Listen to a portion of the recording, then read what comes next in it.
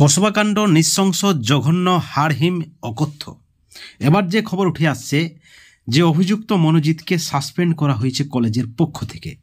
কসবাকাণ্ডের জল গড়িয়েছে সুপ্রিম কোর্টে, সিবিআই তদন্তের দাবি উঠেছে এবং সব থেকে যেটা বড় খবর যে সেদিন ঘটনার দিন আরও এক ছাত্রী উপস্থিত ছিলেন। ইতিমধ্যেই গ্রেপ্তার হয়েছে 4 জন। কলকাতা পুলিশ বলছে নির্যাতিতা উপযুক্ত বিচার পাবেন।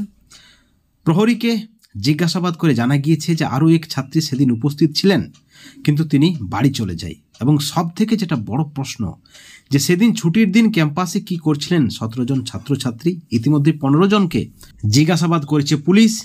কসবাকাণ্ডে দিন দিন রাজনীতির পারদ চড়ছে।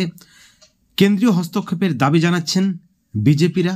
নির্যাতিতার পরিবারের পক্ষ থেকেও দ্রুত বিচারের আর্জি জানানো হয়েছে। বন্ধুগণ, আপনাদেরকে জানিয়ে রাখি, সুপ্রিম কোর্টে স্বতঃপ্রণোদিত মামলা হয়েছে। এই নিয়ে কলকাতা হাইকোর্টও স্বতঃপ্রণোদিত মামলা হয়েছে। 3টি জনস্বার্থ মামলার অনুমতি মিলেছে। সুপ্রিম কোর্টে আর্জি দাখিল করেছেন আইনজীবী সত্যম সিংহ এবং তিনি পরিষ্কারভাবে জানিয়েছেন যে শাসক দলের নেতৃত্বরা কল্যাণ বন্দ্যোপাধ্যায় থেকে শুরু করে মদন মিত্রের যে বক্তব্য, স্টেটমেন্ট কিন্তু জানানো হয়েছে সুপ্রিম কোর্টে।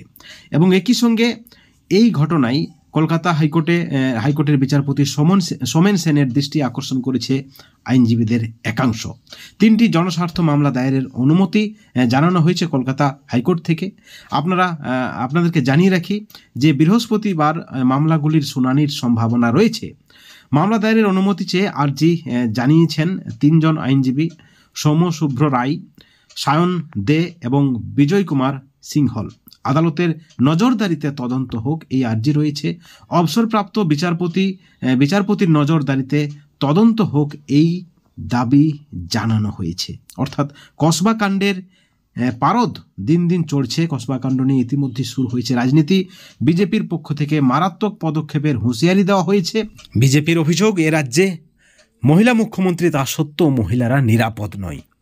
জাতীয় মহিলা কমিশনের রিপোর্টও কিন্তু কসবাকাণ্ডে মোড় ঘোরাতে পারে বলে মনে করছেন রাজনৈতিক মহল। 2026-এর নির্বাচনের পরিপ্রেক্ষিতে কসবাকাণ্ড কিন্তু মারাত্মক মোড় নিতে চলেছে। প্রতিদিন উত্তেজনার পারদ চড়ছে।